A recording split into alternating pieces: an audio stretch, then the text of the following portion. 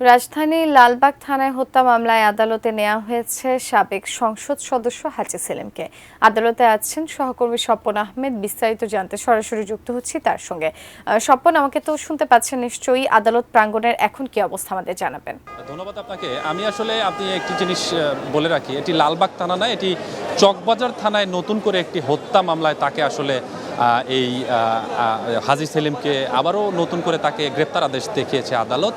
আসলে সকালের দিকে তাদেরকে আদালতে আনা হয়। এই মামলায় কিন্তু আরও 3 জন আসামি রয়েছে, অর্থাৎ হাজী সেলিম সহ আরও 3 জন আসামি রয়েছে। এই আসামিরা হলেন ঢাকা উত্তর সিটি কর্পোরেশনের 26 নম্বর ওয়ার্ডের সাবেক কাউন্সিলর হাসিবুর রহমান মানিক এবং ঢাকা বিশ্ববিদ্যালয়ের ছাত্রলীগের সাবেক সাধারণ সম্পাদক তানভীর হাসান সৈকত, তিনিও কিন্তু এই মামলার আসামি রয়েছে। তাদেরকে যখন আদালতে তোলা হয়, আসামি পক্ষের আইনজীবীরা কিন্তু তাদের জামিনের জন্য আবেদন করেছিলেন, যেটি আমরা কিছুক্ষণ আগেই তার আইনজীবীর কাছ থেকে জানতে পারলাম। শিয়া বাটার ও ভিটামিন ই সমৃদ্ধ lily glam beauty soap. Lily, always beautiful.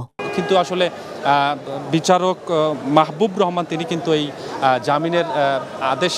জামিনের যে আবেদন করেছিলেন সেটি প্রত্যাহার করে তাদেরকে আবারও নতুন করে গ্রেপ্তার আদেশ দিয়েছেন। তো আজকে এখন পর্যন্ত এই যে নতুন করে হাজী সেলিম সহ এই 3 জনকে এই মামলারই এখন পর্যন্ত তাদের আদালতে তোলা হয়েছে, অর্থাৎ তাদেরকে নতুন করে এই মামলায় আটক অর্থাৎ গ্রেপ্তার আদেশ দিয়েছে আদালত। আসলে আজকে এই সিএমএম আদালতে কিন্তু আরও হাই ভোল্টেজ আওয়ামী লীগ নেতা অর্থাৎ সাবের হোসেন চৌধুরী এবং আরও বেশ কয়েকজনকে তোলার কথা রয়েছে। তাদেরকে এখনও আনা হয়নি, তবে তাদেরকে কখন নাগাদ আনা হবে এটিও কিন্তু আমরা নিশ্চিত করে বলতে পারছি।